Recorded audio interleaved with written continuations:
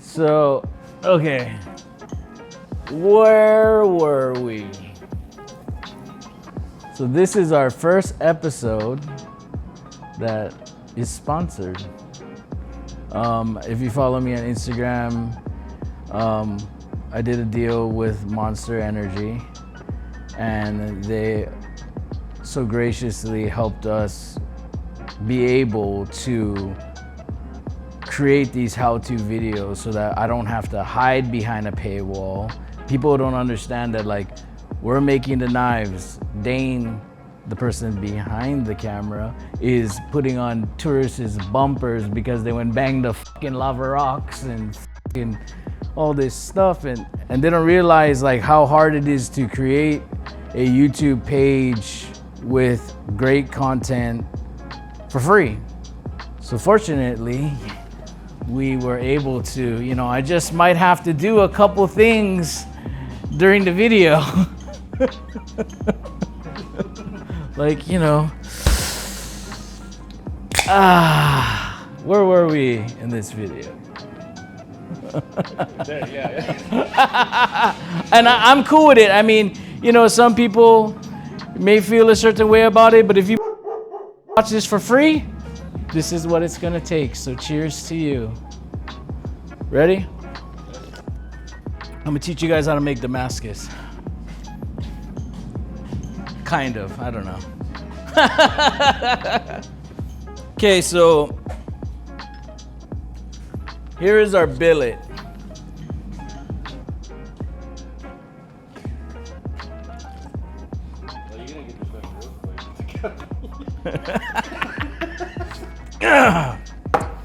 So here's our standard billet, 1080, 15 and 20. So this is 1080, this is 15 and 20. Obviously, if you do not know about Damascus, one has nickel, one doesn't. So when you forge weld it together and you acid etch it, it reveals how you created that pattern. So this is a standard stack, one after the other, one after the other. We're gonna take that and we're gonna take that principle behind of making Damascus and we're gonna throw it the fuck away. Because this is an opportunity to create more of a pattern by just not alternating it evenly. So let's break this up.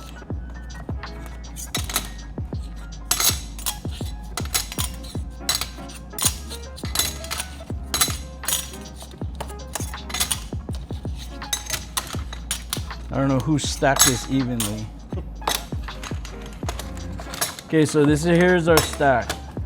So what we're gonna do is we're gonna take about this much, 1/3 of this 1080.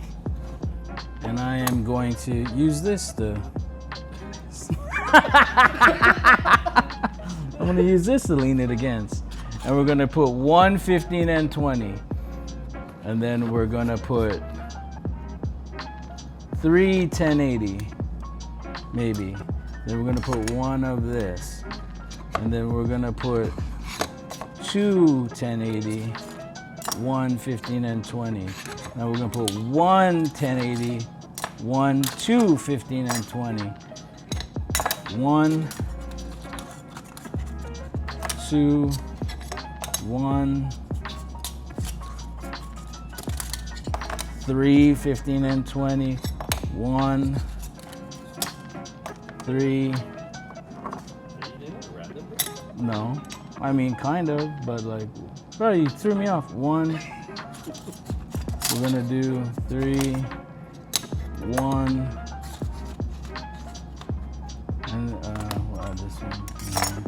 And then I'm gonna do 1, 4. Wait, let me take this one out. 4, and then I'm gonna throw this and double up the black right there. So you got this much black, and then we're gonna start grading it. It gets darker to lighter because that's gonna give us more action in our pattern, and there's no reason why we have to go one after the other, one after the other. Oh God, oh God. Okay, right?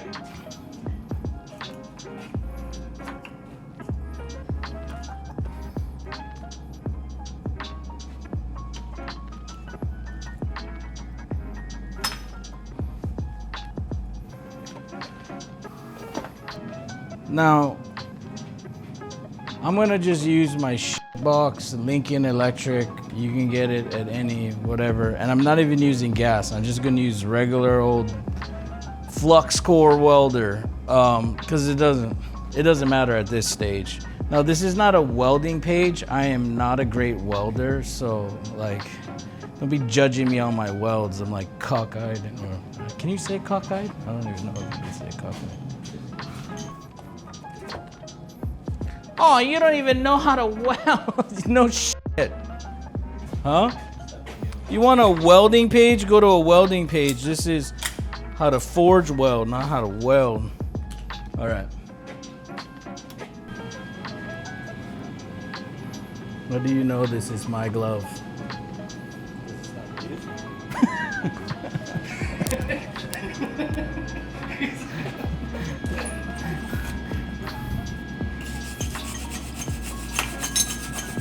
God, everything is rusty over here. Haven't made Damascus in a minute. Okay.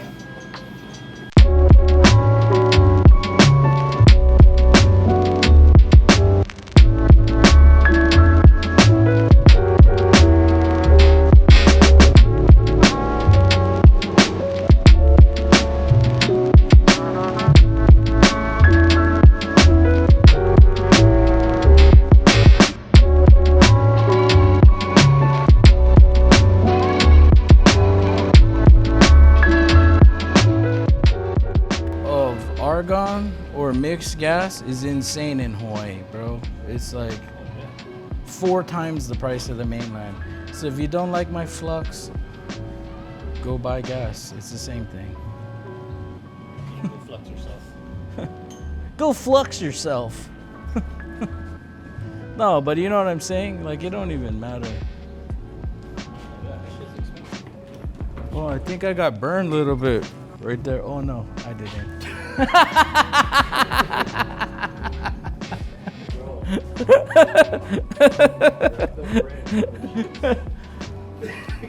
You know, it's funny. Okay, so you crank this thing up.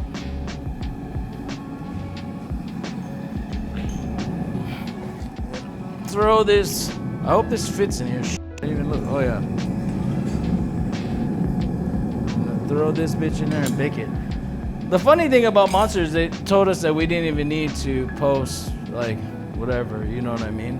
Which is really cool of them, but people have to understand, like, the importance of this. Like, never has there been a blue-collar dude, like, working like this. I'm not a fighter. I'm not a pro athlete. I'm not a pro surfer. Like, you know what I mean? They're literally seeing that the importance of, like, people working with their hands and the emotional connection they have behind of it, the self-value that it gives you, whatever connection you have with creating something and the feeling of completion that it gives you, they're acknowledging that through me and allowing us to do this to help other people. So, like, that's why it's so cool that, you know, Dane has to fix less tourist kind bumpers banging the on the side of the road.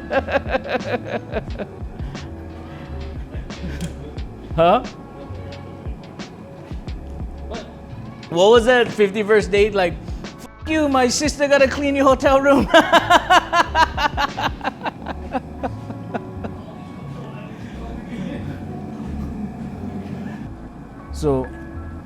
So basically what I want to show is probably the most asked question about pattern welding.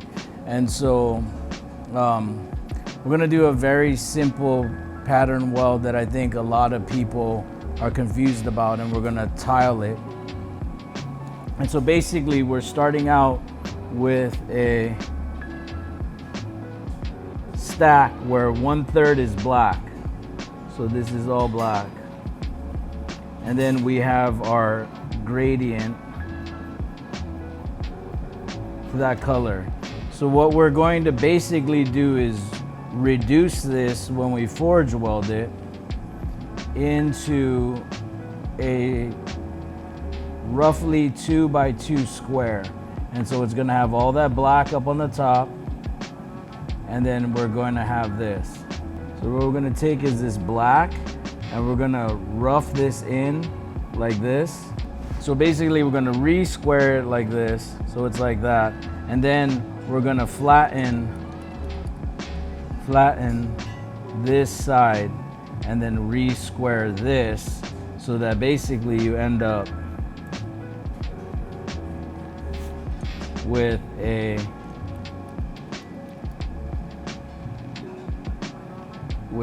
black like this, where this is all black, and then it's like black, black, black, black, black, black. And so basically it's gonna start crushing on itself, and it's gonna pick a way to go, which is generally it looks like this. And then what we're gonna do is we're going to restack that. And so you'll have all this black. We'll probably do it in 4s. And so you have all this black up here, and then you'll start getting all this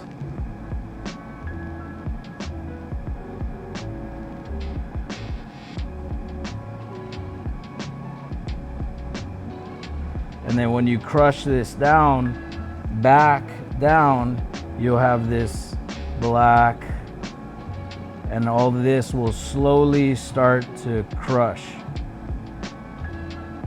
This is a horrible drawing. So I'm trying to shoot around visually. I know my forge pretty well. So I'm trying to shoot for like this particular temperature. It's probably, if I had to guess, around 2300 degrees. It doesn't, some people forge weld so hot, like we're not gonna be using flux. This is just dry fit, you know, no kerosene. We just scuffed it a little bit to take off the surface rust, because we live in Hawaii and everything rust here. Stacked it together and migged it, and we're gonna let it get to temp without any shadows in there. And then from there, we're gonna soak it in there for 10 minutes, rotating it clockwise every 2 minutes. And then we're gonna set the weld, and we're gonna do that very gently, very gingerly. We're gonna set the weld like, you're not gonna be squeezing it to death right off the bat. So the first 2 welds is just gonna be squeeze, is just very gently taking small bites. Like, the one thing when you're pattern welding that you have to keep in mind is pattern flow. So if you go and take a pattern and you just squeeze the shit out of it with small dies, the outside is gonna move faster than the inside. And so you're gonna create thinner layers on the top, and if that's what you're trying to go for, it doesn't matter. If random is random, whatever. But if you're trying to pattern weld, the way you reduce the pattern evenly, you will find better success in pattern welding and understanding how the pattern flow, the forging flow, and what's happening to your pattern as you squeeze it. And that takes some time, but the best thing that you can do is basically move it slowly. So you won't see me taking really big bites out of this thing and really smashing it to death. We're basically trying to reduce it very evenly and very consistently. And to understand pattern flow, like even the side that has the rebar welded to it is going to be different than the other side that doesn't have rebar welded to it, because of that weld kind of holding the center mass together. And so that's why we got to cut so much more off on that side versus the other side. I mean, there's just a lot of things that that you have to take into consideration in pattern welding. But with that being said, as long as you have the basic equipment of a forging press or a power hammer and a decent forge that gets to welding temp, it can be done. Making Damascus, to me, the reason why I don't really enjoy it is because it's like baking. You follow a recipe, you put it together, And as long as you have the right equipment, you can do it. There's no mystery to it.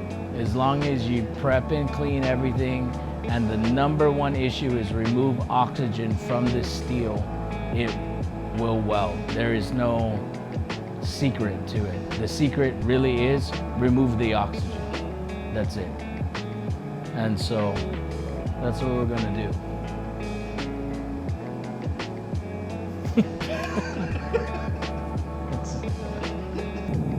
I haven't done this pattern. In a while, and the last time I did it, I fucked it up. I squeezed it on the wrong side. I was like, whoops, and it turned into a different pattern. So hopefully I don't lose track of orientation, and I actually pay attention to what's happening. Has everyone met, are you videoing? Has everyone met Adrian?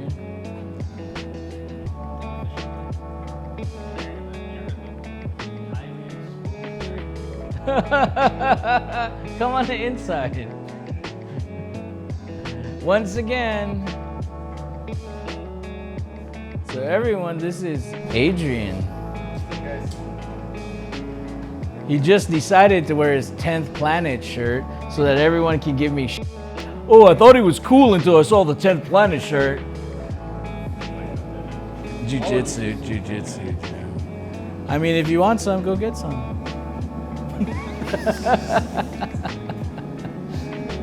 Adrian's gonna get attacked everywhere he goes. What we really need to do is make a video where Dane comes and trains jiu-jitsu with us. And yeah, that would make great content. I'll hold the camera and Adrian go and do jiu-jitsu with Dane. Today is role reversal day.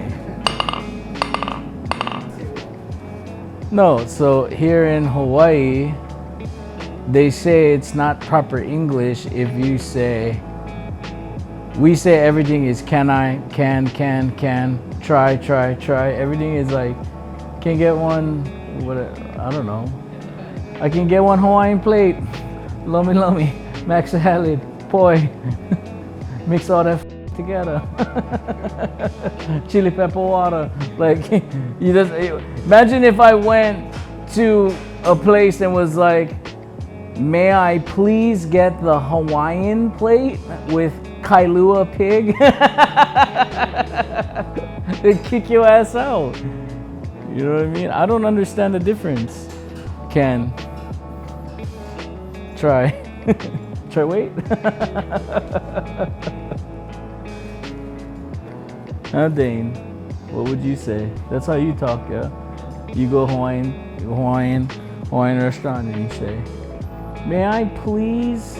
We'll say the same thing, but it'll be like in the next Or when I go to the DMV, oh, auntie, I don't know what I'm doing. Huh? What do you mean? Whose owner is that? What? I never date him and now I gotta pay. Of course I'm not gonna date him, because if I date him, then I gotta pay I told the guy, sell me the car, but no put the date. I'll go throw the date. And then I forgot, auntie. I don't like paying the $75 at the DMV because I wait past 30 days. Adrian is learning about the DMV in Hawaii right now. You have to go get safety check and you gotta bring sake, you gotta talk story. And his car is not even nuts. Just stock. So I go safety check mine, bro. Lobo.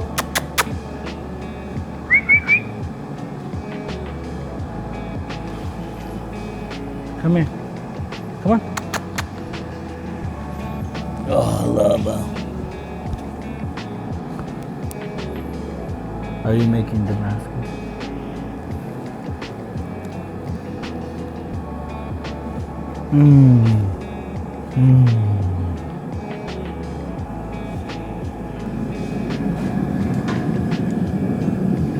Keep my hair back.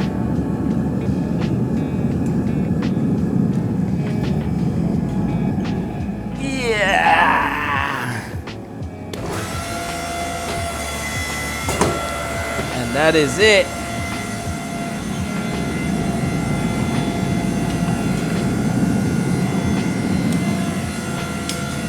That small of a bite. Huh?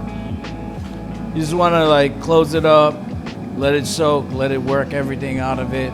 Do it again like that. And then we'll slowly start bringing it down.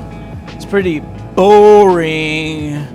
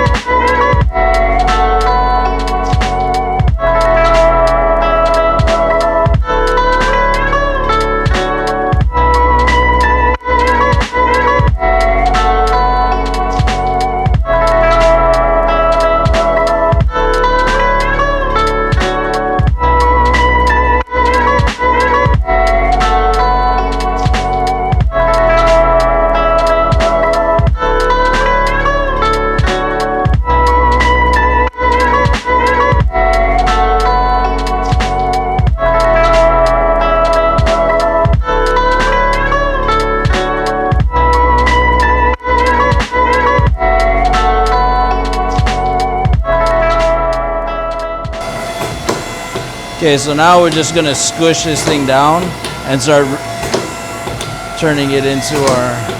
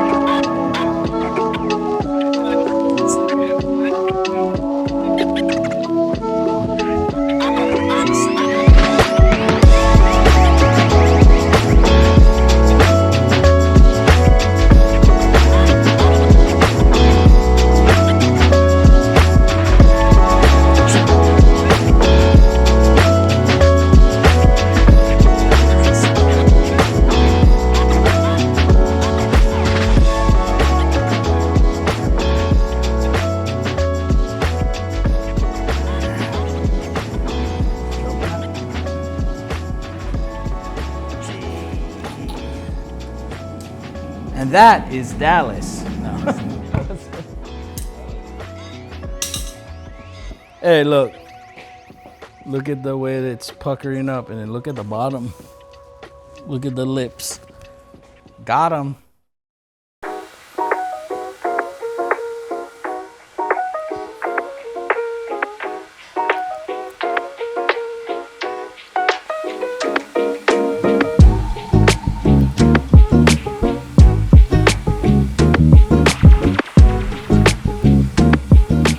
Whoa. So,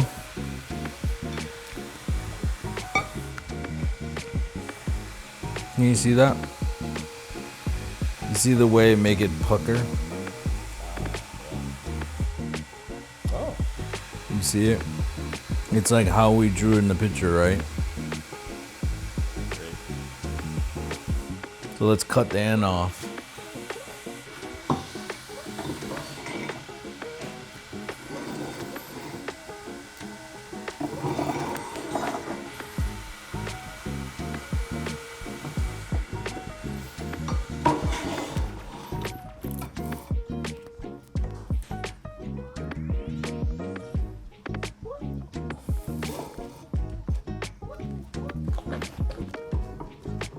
Cut the end off.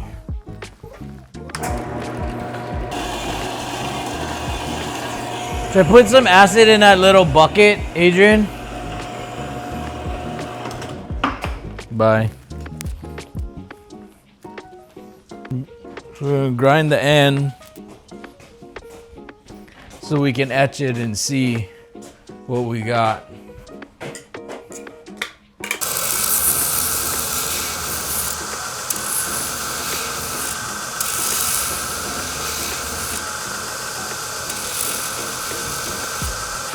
You can see it welded super good. Welded super good. Let's just see if we got the movement that we wanted. So we just take some old acid.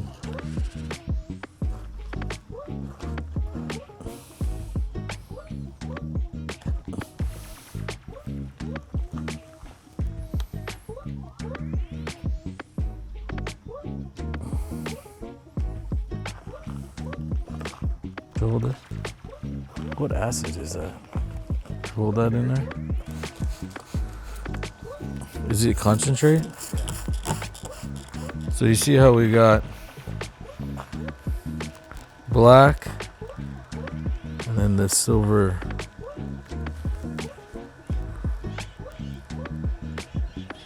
So we got our solid side. We're starting to get these C's in there.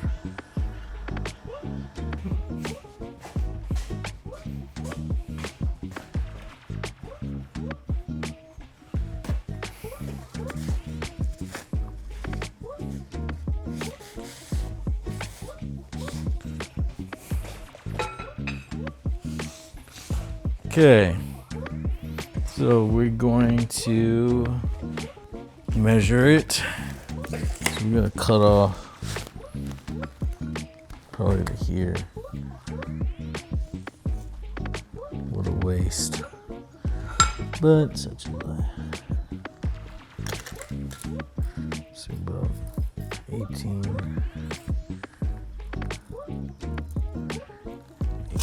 quarter. So,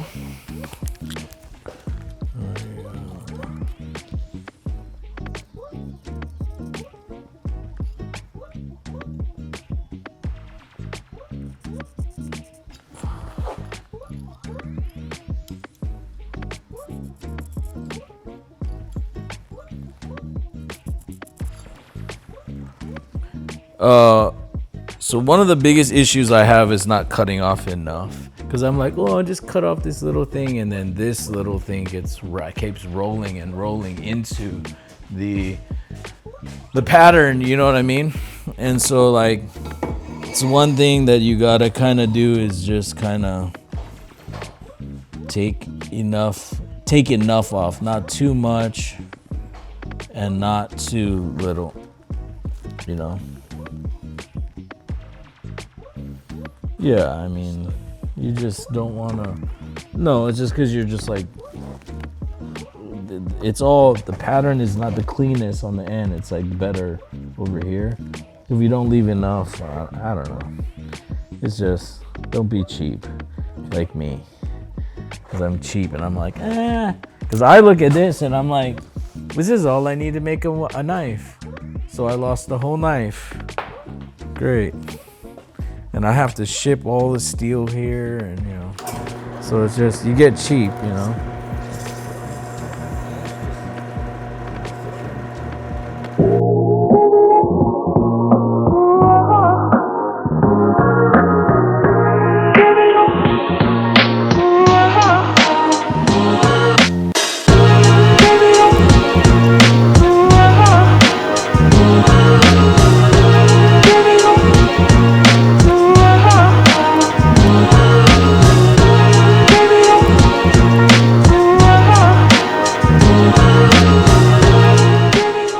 This size cutoff, like I can squeeze that out into like a whatever, you know. You don't have to throw it away, you know what I mean. You can, like, sometimes I'll just forge it out into like a, you know, like, because it's literally like a 20-layer Damascus, you know, thing, and then you can like grind ladder design into it. You can do, it's not a, you don't just throw it away, but it's like when you're doing pattern welding, you want to make sure that your pattern looks as like more consistent, you know what I mean. You don't want to leave one piece that's all, or, you know. The first thing we're gonna do is not guess at what this is, but like if I were to guess, it would look like this. Okay, so I'm gonna take this, I'm gonna grind all the ends so I can see, etch them, and see, so I can get a proper stack and stack them.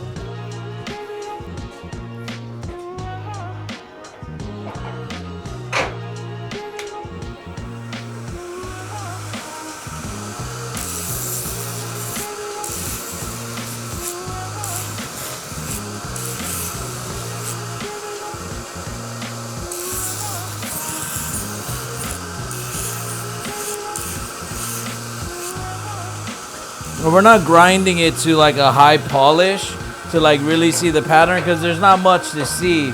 We're just literally trying to get it so that we can see which side the black is on, so that it stays all on that side. Because if you got one of these blocks flipped, game over, new pattern. And I've done it.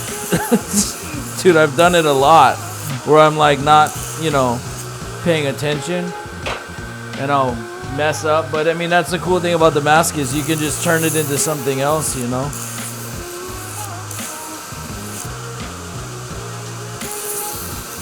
Sometimes the coolest patterns are the ones that you messed up, and then you don't know how to do it again. Which is pretty much this pattern.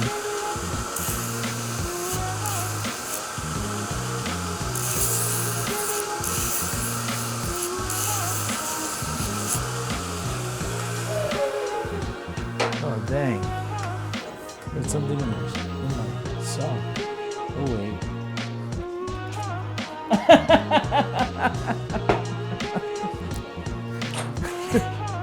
There's something in my sock. I guess not. Bro, you like see my BBDs? No.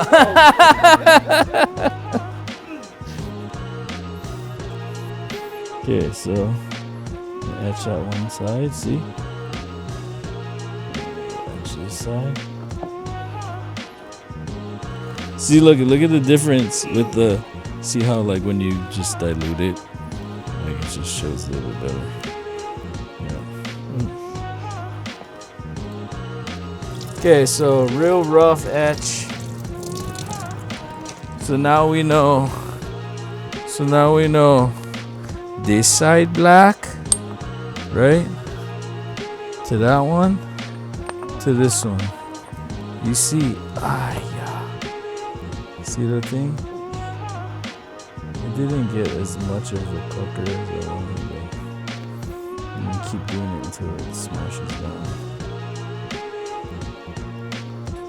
Or, yeah. This is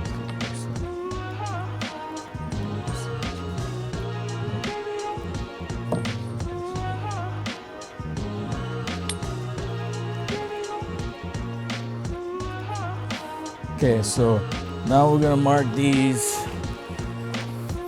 So we're gonna go like this. So now that we know that this is what we need, I'm gonna mark it.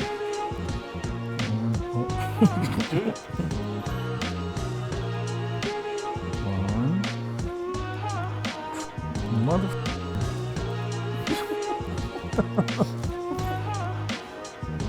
Two. 3, 4.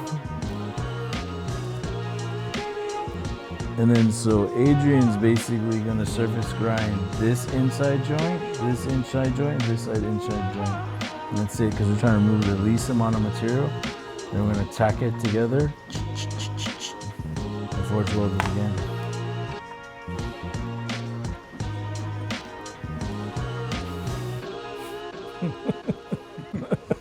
Thanks, buddy. Adrian started working. When did you work? Beginning of this year? Adrian started working with me at the beginning of this year because we're doing these like mid-tech production knives. So he's been helping me coming back and forth, and but it's good. Like at the same time, yes, he has to surface grind my billet. It's not the funnest thing to do, but he gets to sit here while I'm doing pattern welding, and he's learning pattern welding, and like me and him both together improve so much, because like doing like the production style knife, I'm grinding each knife, he's grinding so many knives, we're doing so many handles, like dude, we're doing so much. And so it's just like the time on the tools that really make a difference, you know. This is one of our production knives. I mean, bro, nothing production about that, you know, because we're building it all right here. It's just, I call it that because it's the same. I do one-offs all the time, so this is the first time the knife is the same, and it's a model. This is the Buttercup, which is named after our family's pit bull that died from pigs killing it over here. But you know, so all my knives are named after dags. I like dags. Okay, so while he's surface grinding that, I'm gonna start doing some other stuff.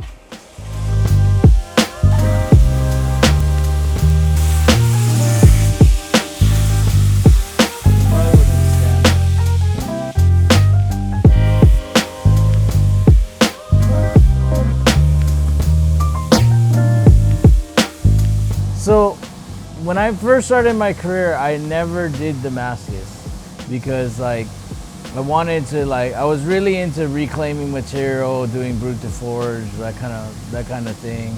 And then what happened was I obviously did, the first time I did Damascus was on Forge and Fire, the canister, and you know, so you know, I wanted to learn a little bit more, but like I kind of took my time. So I think like 3 years in,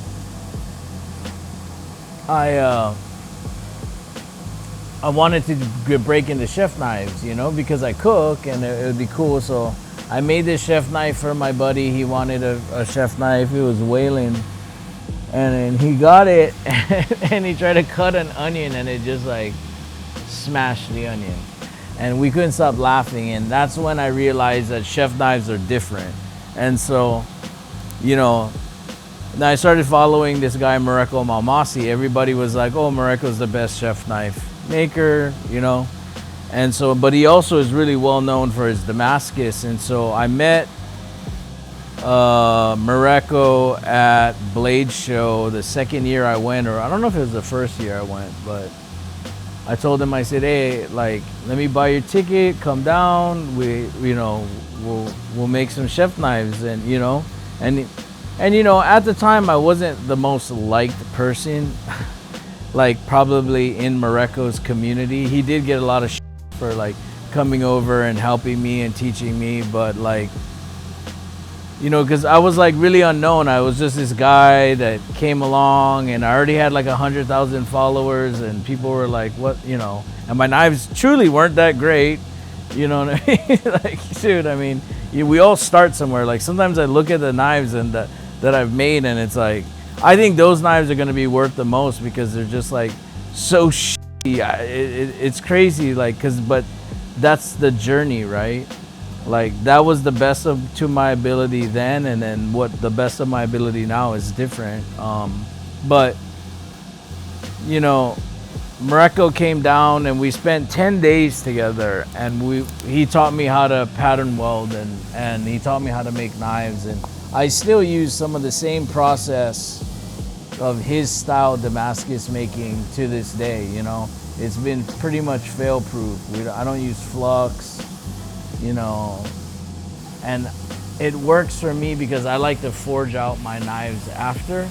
So, you know, it's kind of one of those like cool scenarios, and we truly ended up becoming best friends. And I mean, and I'm really fortunate to have him because like a lot of what you see, like the coffee etch, you know, I learned from him, and then, you know, and then we start messing with it back and forth and sharing information. And I'm really fortunate that he, you know, shares so much information. I have tons of information from him in pattern welding, and anytime I ask him anything, he just shares it with me so freely. So pretty much everything you're learning today, I learned from Morocco. And I think the point of this is that like, I can't really go out there and help a bunch of people individually, but with this video, we can help a lot of people get over their first hump with Damascus making, or maybe already make Damascus, but you know, it's intimidating because there's a high failure rate. If you follow these things that I'm doing, your failure rate will go down substantially, you know, and I was blessed to have Morocco teach me this. And so, you know, I'm wanting to share some of it with everyone else. Because I mean, the point of it, the whole thing is that like what I always talk about is like, if somebody goes up in your industry, right, you know, it's the responsibility of the person going up to raise the whole tide, you know. So maybe not to be equals in the sense of like popularity and bullshit that doesn't really matter. But like, if like I get an opportunity like a Monster energy drink deal, like I want to use it to raise the tide of the industry. You know what I mean? Like, and if somebody like Morocco Malmasi teaches me something, you know, and if he's okay with it, with his permission, share a little bit, you know, to raise the tide, to make things a little bit easier. If you look at how knives were made just back in the 80s, like before social media, 80s, 90s, early 2000s, like, dude, they weren't sharing much. Like, you had to get a book, and they're very secretive. Now we live in an environment where people share so freely. But the reason why makers sometimes have to hide behind a paywall is because this costs money to make. Like, content costs money, time costs money to make. And so, you know, fortunately, we're in a position where we can do this.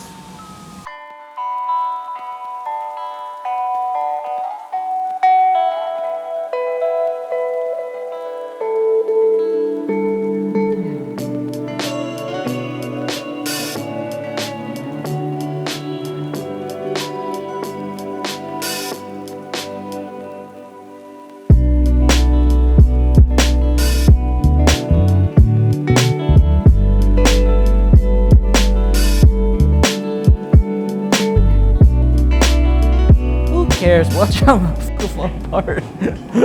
I welded it, bro.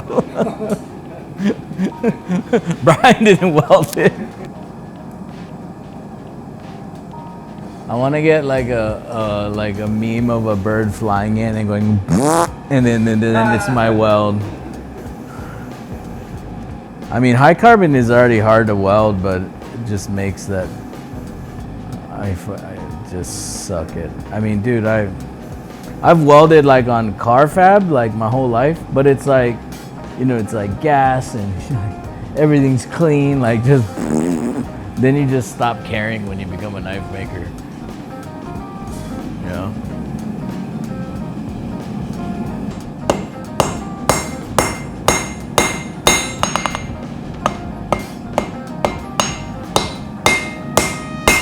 Yeah, that was that little bit that we had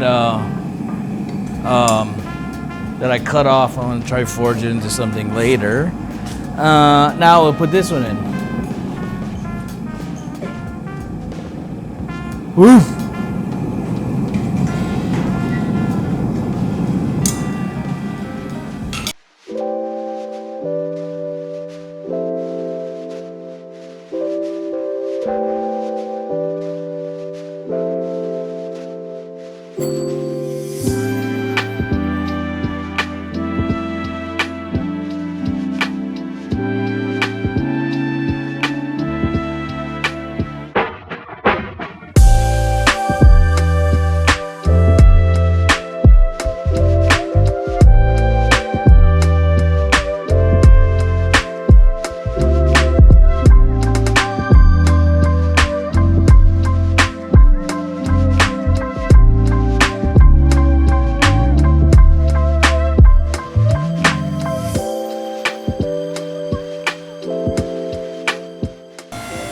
So what we're trying to do is squeeze it counterclockwise and slowly reduce it. Or not count, whatever. We're just trying to, you know, clockwise, not clockwise, whatever. We're just trying to squeeze it evenly.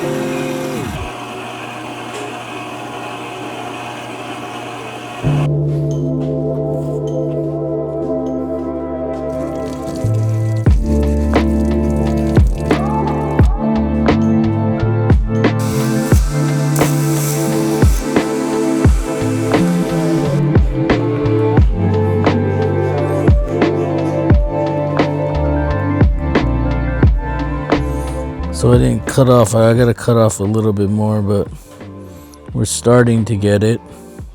Our explosions. So we gotta cut this. I I gotta cut it a little bit further back, but we're starting to get our explosion pattern. And then what we're gonna do is we're gonna cut it 4 more times and stack it again, and stack it again, and then this will create all these, get them to get a little pointier. From at this point, like the way that this is,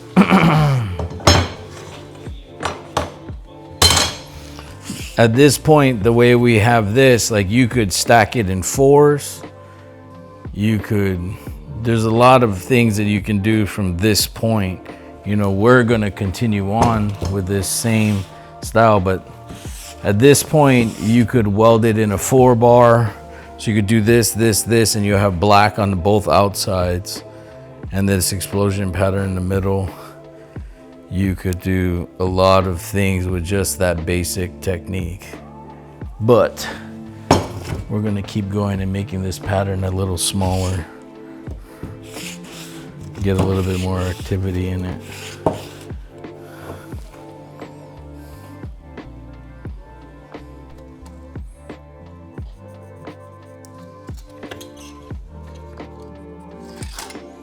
Making sure that my math is right.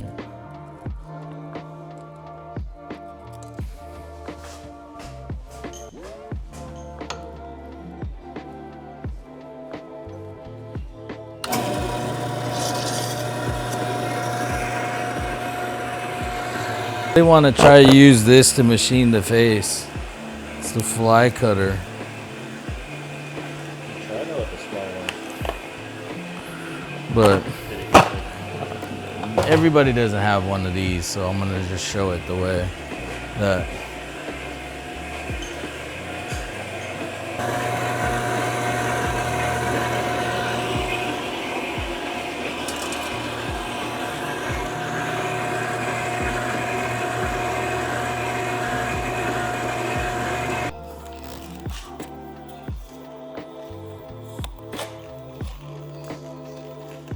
On, huh? God.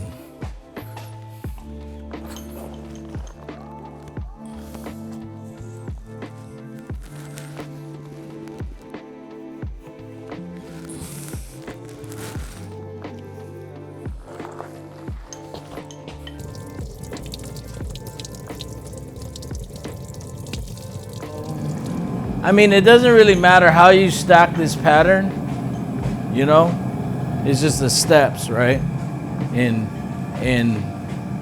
prepping the etch, stacking it the way you want it, organizing your order, and then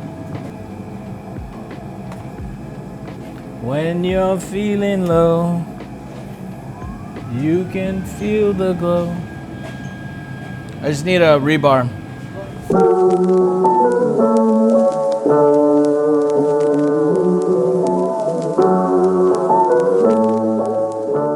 Hey, I've done this with Morocco, and we've had these kind of like,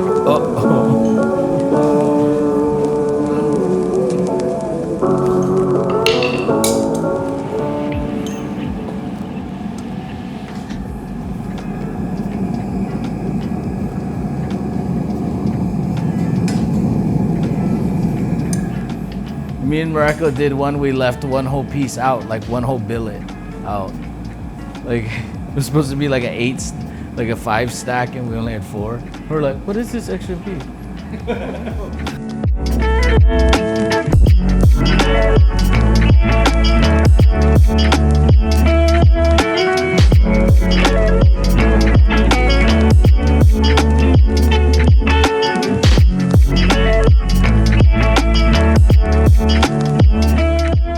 Now that I've gotten it square,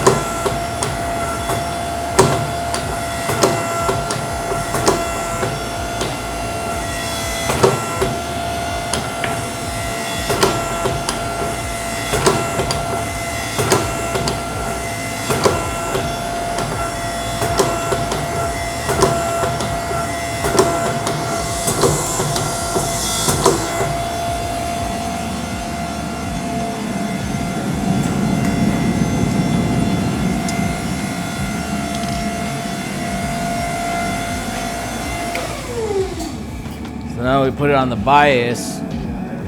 You can see it like that, yeah.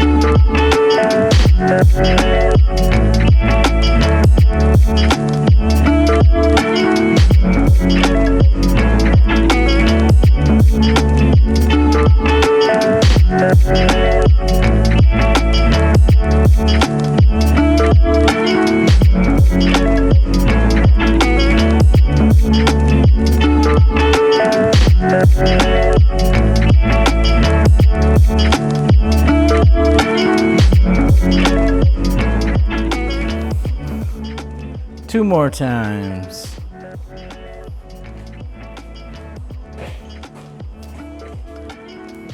After 6 pounds of steel, we'll end up with 2 knives. You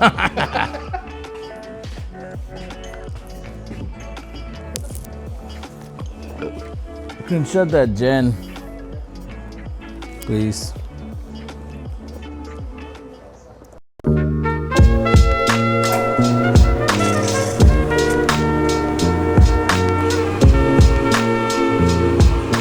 How much steel is? It's cheap. It's pretty cheap. It doesn't cost that much to buy this much steel. It kind of costs a lot of money to ship it here, but. Oh, shit. Turn it into something? Yeah, it's a lot of money. But, you know, gotta fucking break some eggs to make an omelet.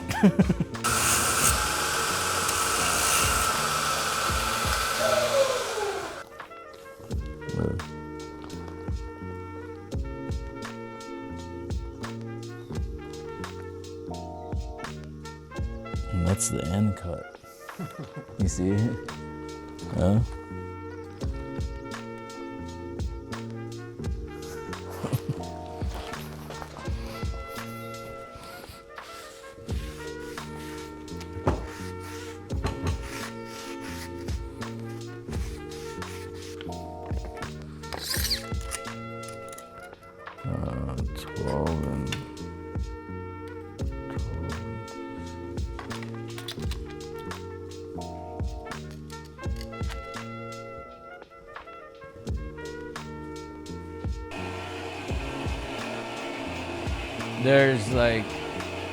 There's some people that can draw the pattern, you know what I mean, like and then do it like Morocco. Like, I'm not one of those people. Like, I kind of know what it's gonna look like because I've done it before, but like making Damascus, like the way to learn it is to just squeeze a bar out, do a few things, and then etch the end, and then you just kind of put it together like a puzzle, and then like track down what you did, and then squeeze it again, and then be like, okay, like how we did yesterday, we put it on the bias, and that how it makes it turn the corner, and so it like elongated some of the pattern and shortened and compressed some of the pattern, and you etch the end, and you look at it and you're like, okay, so now I'm gonna do alternate or whatever, and you can kind of create a pattern, and then you just keep drawing it and tracking it, and then to me, that's kind of what I do. Like, I'm not the fucking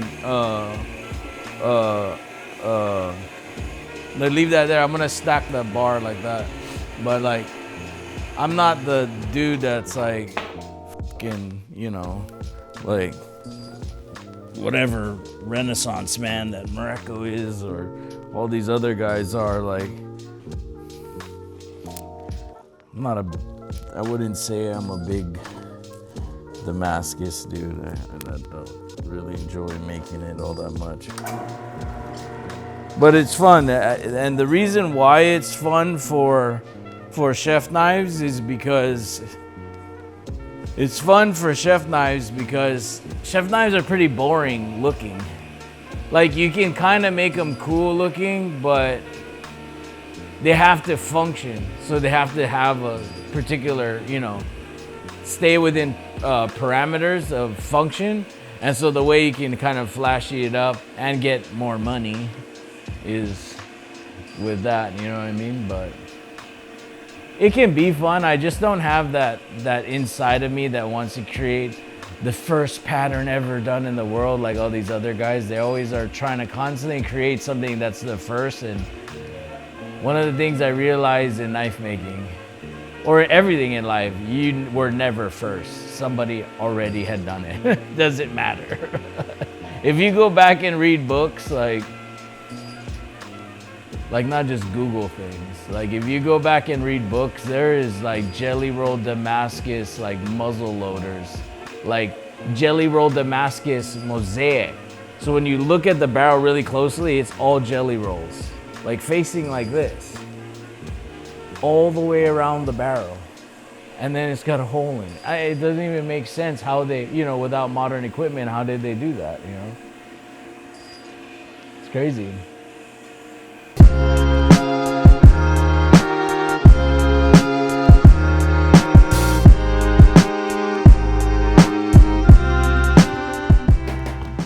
So, where we're gonna orientate this is probably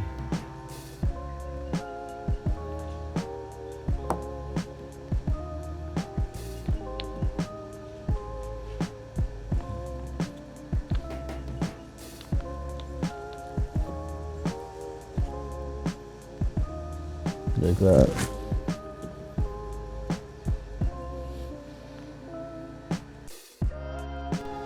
Nasty.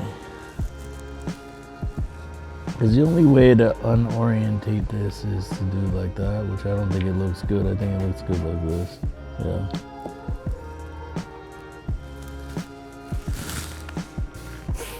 Just kidding. Okay. Just surface grind that way. Pretty cool, huh, though? So imagine now we're gonna compress this, and there's gonna be 1, 2, 3, 4, 5, 6, 7, 8 of them. So this will be down to 1 bar, and then we're gonna do this one more time, so there'll be 4 of these alone, just in that one pattern. Okay. Oof.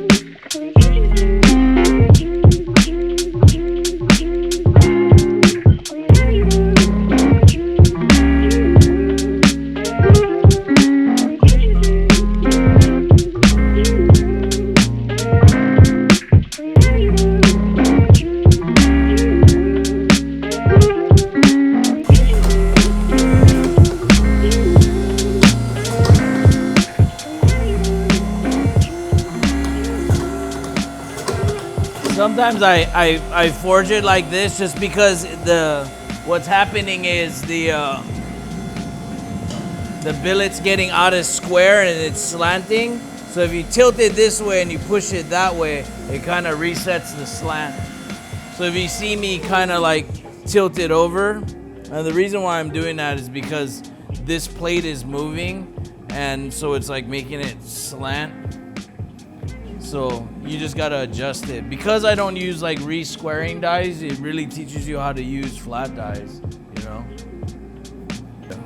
I keep brushing the joints on this, and I'm always really cautious about pushing this kind of material into the weld, because it always will have that like kind of darker line. And so as you're squeezing it, the reason why I'm cleaning it off before I squeeze it, so I'm not just pushing rubbish deeper into the weld. So I'm always kind of like, when you push it on its height, then you see all of that scale build off, and then it comes off real easy, and then sometimes I'll put it back in and it's clean, and then I'll squeeze it down so I'm not forcing rubbish in there. Because if you have a slight ravine in the weld, and think about that when you're doing it, and then it kind of gets rubbish in there and it packs, and then what happens is when we pull this out on the weld, a little ravine like that becomes really dramatic, you know?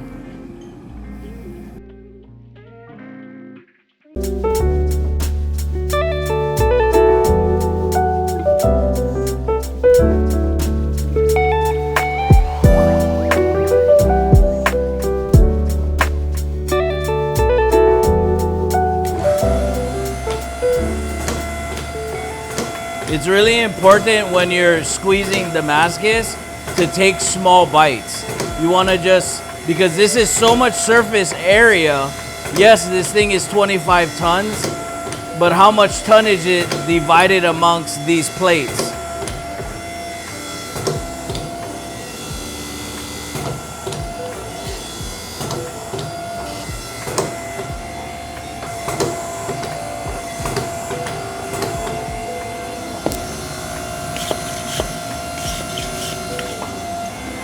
So when you're squeezing a bar of Damascus, you want to like take your initial small bite, and then you're going to take another small bite, and it's going to catch up to that one, and then catch up to that one, and catch up to that one. Like that's how you maximize tonnage on a press like this, because it is 25 tons, but it's dispersed across this much. That's why this side's stronger, because it has less square surface, and that's why this is the most, is because it's the square surface that is divided amongst the tonnage. And so we don't want to use these because it's going to thin and stretch my pattern in a way that I don't want, and we're trying to reduce it accurately.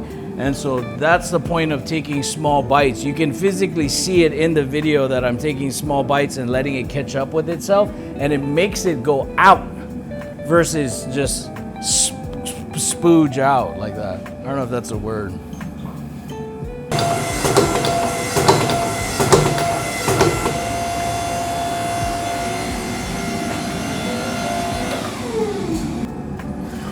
Okay.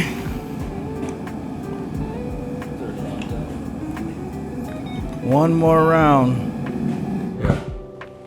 You can shut that, Jen.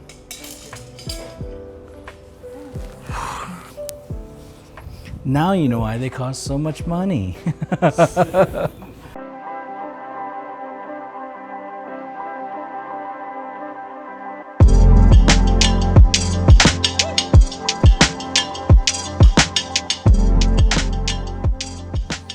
What's the end bar too?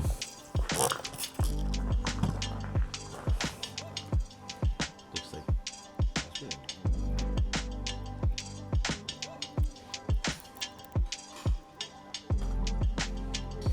Wild, bro. Wild, son. It was an end bar, so I'm sure it lines up right there on the inside of it, but That's gonna be nice. yeah, it's a nice one. Looks like a demon eyes with the nose. So you should tell Mareko, you're not the only one that can make a demon face. No. I did mine by accident. Kinda make a knife. He can make a knife, but he sure as fuck can make Damascus.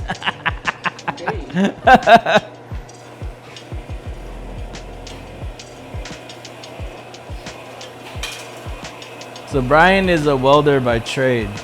my oldest son. So everybody seen me weld earlier, so Time to bring the professional in. time to bring the professional in. But no, I've been teaching him how to make Damascus for a couple years now, and he's got it dialed. You don't enjoy. I mean, you make knives, but like fabricating is his thing, and you make knives, but his knives are always like prison shanks. I gotta prepare for prison.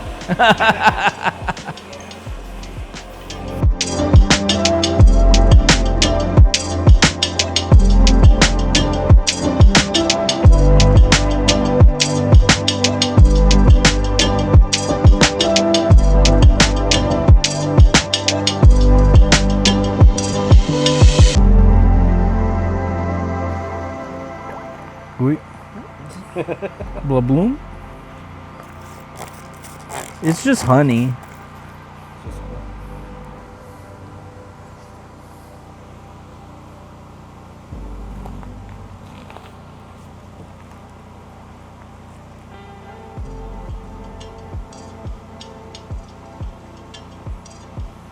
Very gothic. Oh, yeah, it looks like a demon face. Hey.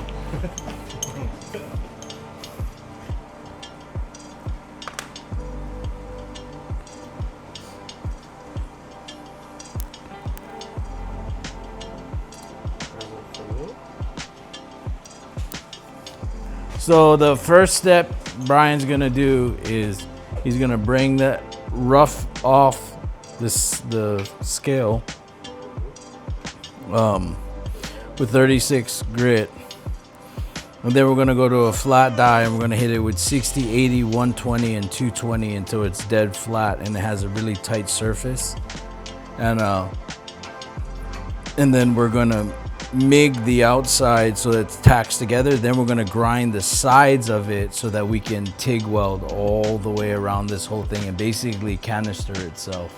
So fast forward. Riggy.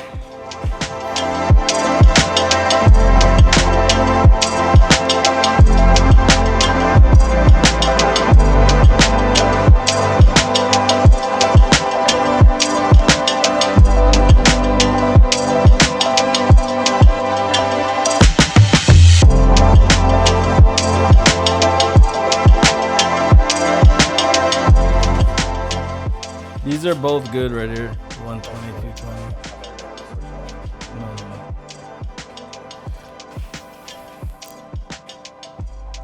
No. Most people use a magnet. Brian just uses his hand.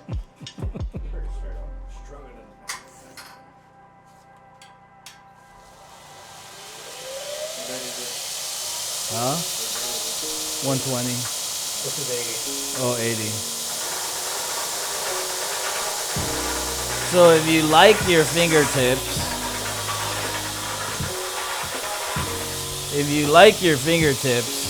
you can go like this.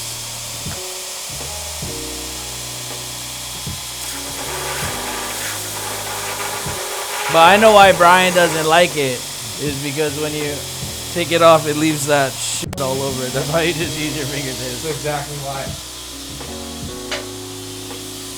You're like, I got shit on it. So the flatter that you can get this, and then the less grind lines you have in, and the smoother, the more that it can touch each other, and then it's easier to weld it. So the smoother the surface, the easier it'll weld to itself. So that's why with this final pass, you know, we're gonna weld. The other welds have been welded 4 times or 3 times, right? With this last weld, when we do go to stretch it, if it's gonna tear, it's gonna be on this weld. And so that's why we prep the surface as clean as we can so that that it has more surface area to touch each other. If you have big 36-inch scratches, it's less of it's touching each other. When it's mirrored a 220, there's nothing in between it, you know?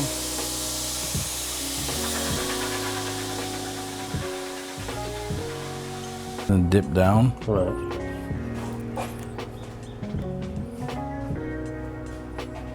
So burn that whole corner off. So we're gonna MIG it on its face right here and right here, and then fill in this line right here on both sides, and then we're gonna grind this surface of the face so that so Bryan can TIG weld it right here and we don't have these little dips. And what that does is basically canister itself. And so instead of putting plates and canistering it, we're just using its mass. And then when we do TIG weld, Bryan's not gonna use the filler rod, he's just gonna fusion bond it together. So basically just create a puddle, and it puddles itself and seals itself up. Yeah. Come on, Bryan.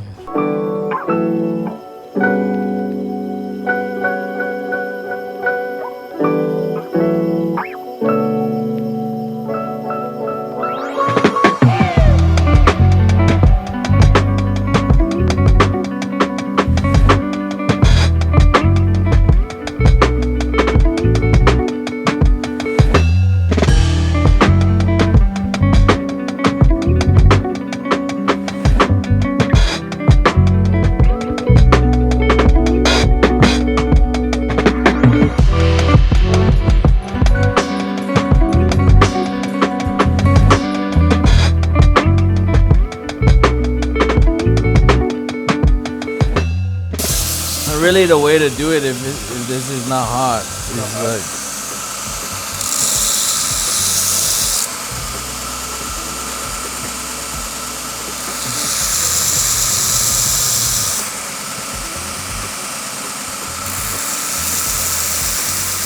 What grit is this? 36. It's the one up at the surface I banging. mean, just get it to where you think you can weld it, you know? I still got a wire wheel, but yeah. I'll wire wheel it to make it nice. Yeah. That thing needs to get fractured a little bit. We should do a video where we don't grind it clean and we just use. There's also another technique of using cement cleaner to etch it all so that you don't even need to grind it, but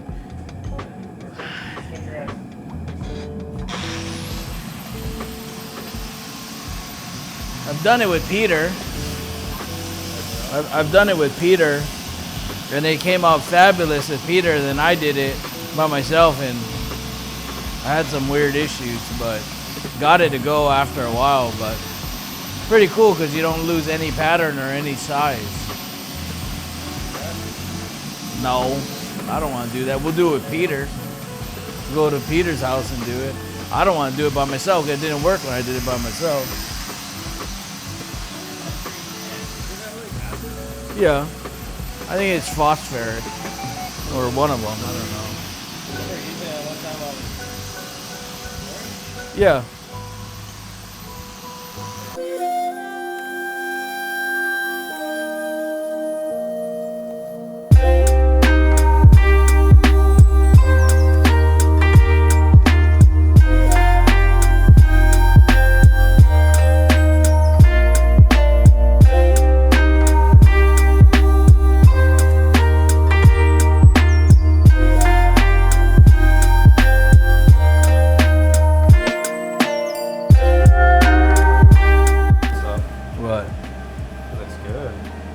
Welding the whole length? Mm-hmm. Oh, you didn't do what I...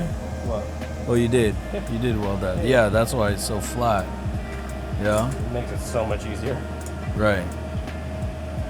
I got that one from Morocco. Morocco's like you to avoid the thing is filling that. That one's short. We'll weld the whole corner. Let me see. Let me see what it looks like, the top. Yeah, yeah, pretty much. Mm-hmm. Yeah. You do both sides? Put my helmet on for nothing.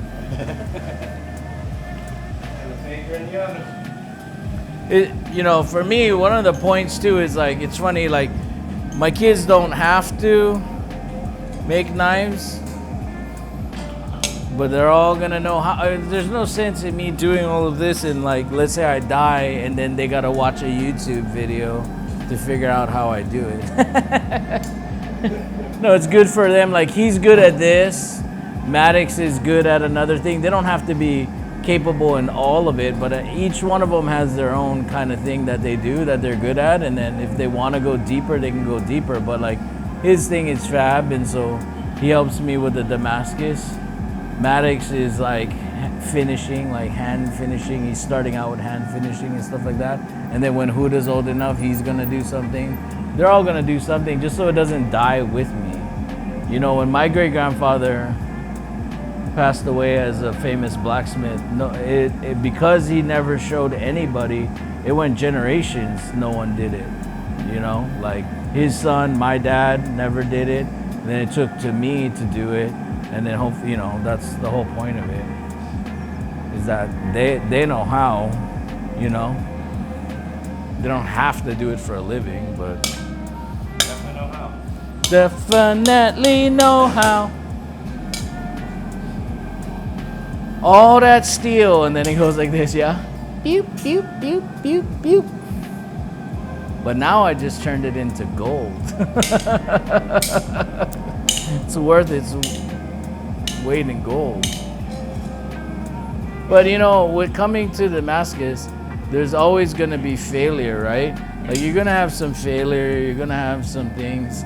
And the whole point of me doing this is just so that people have some confidence in it, and knowing that, like, you will have failures, but you know, you have things let go and stuff like that, but at least you know the basics. Like, okay, I'm moving in the right direction. Like, when I first started, I was just kind of guessing, taking a bunch of misinformation off the internet, and like, you gotta add flux, you don't add flux, you gotta get it so hot, not so hot. Like, there was a lot of misinformation out there, so you're just trying and guessing. And you know, hopefully a video like this kind of lets you know, okay, I'm working in the right direction, except I wasn't doing this, and so I'll try this, and then hopefully that improves your success rate, and you know, keep going. There's always chances of things falling apart and not welding, but with this, it's pretty hard to not get it to weld, you know?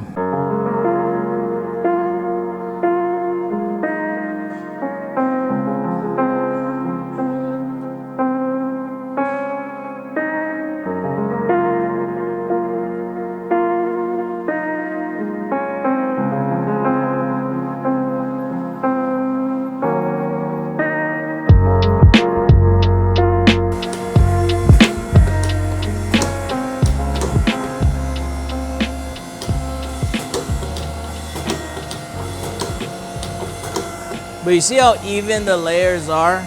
Like, if I was really hogging on it, the layers wouldn't have stayed that even. The layers are really even, and really, like, if you ask people like Steve Schwartzer, like, is the patterns that Steve Schwartzer making, like when he takes a image and then he EDM cuts it and puts powdered steel in it and makes like the shooting scene, right? Is that hard? No, it's not that hard, but to reduce it down evenly without distorting it and look like a preschooler drew the picture is where all the talent lies. You know, is being able to reduce something down and keep it from, it's just like people, if you take a big block of steel and you EDM cut a star, it's a perfect star. By the time you're done forging it and reducing it, it looks like, like, you know what I mean? Like, who, like a little kid drew it, and it's, you know, that's the hardest part, is reduction and forging flow. Like, that's the hardest part, you know. And if anything that I show, I don't want to, the thing is, I don't want people to just keep making this pattern. This pattern means nothing. What I'm trying to show in this video is that if you create some activity, whether it's a curve or a C or whatever, and then you clean it up and etch it, and you're like, okay, what can I do with this? And you start putting it together like Legos. Then you clean up the surface, remove the oxygen, and it will weld. You don't need flux, you don't need kerosene, you don't need anything. And then from there, You forge it back down, and you have a game plan, and then you etch the edge, and you're like, oh, this would look cool as a 4-bar, and then you do it. It doesn't matter.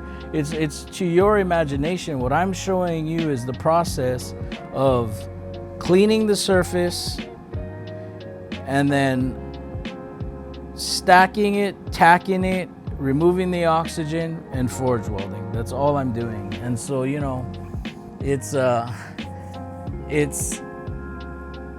only limited to your imagination and your effort. Like right now, you know, I don't even know how many layers we are into this thing, but the layer count don't really matter because we're gonna stretch it on its bias. But the point of it is that it's a way to express yourself through steel. Like you can, you know, like I'm not super into it, so I don't like draw patterns and have ideas. I don't really care about it too much.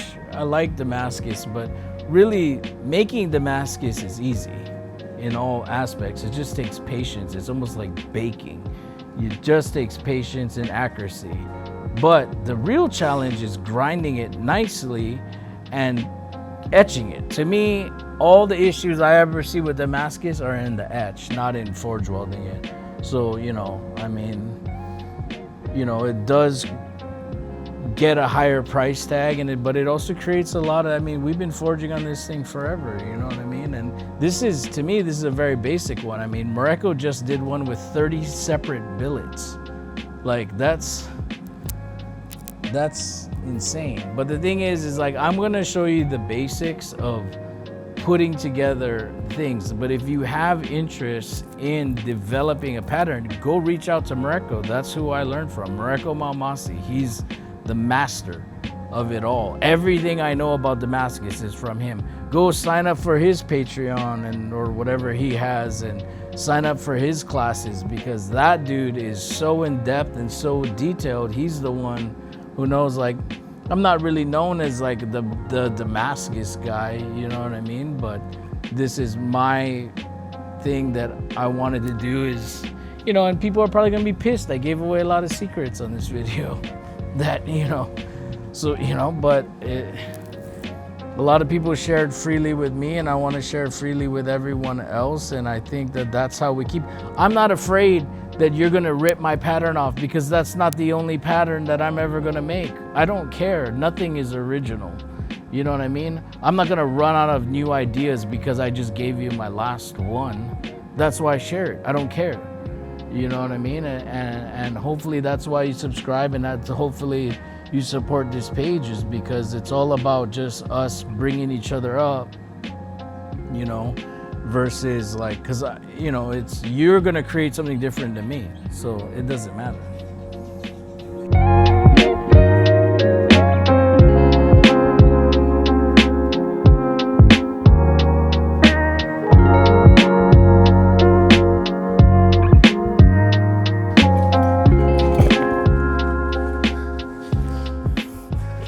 All that work. Beep. Nah, that's 3 knives. Yeah, it's square. Oh, no, I saw that. I'm doing that every time now. Yeah.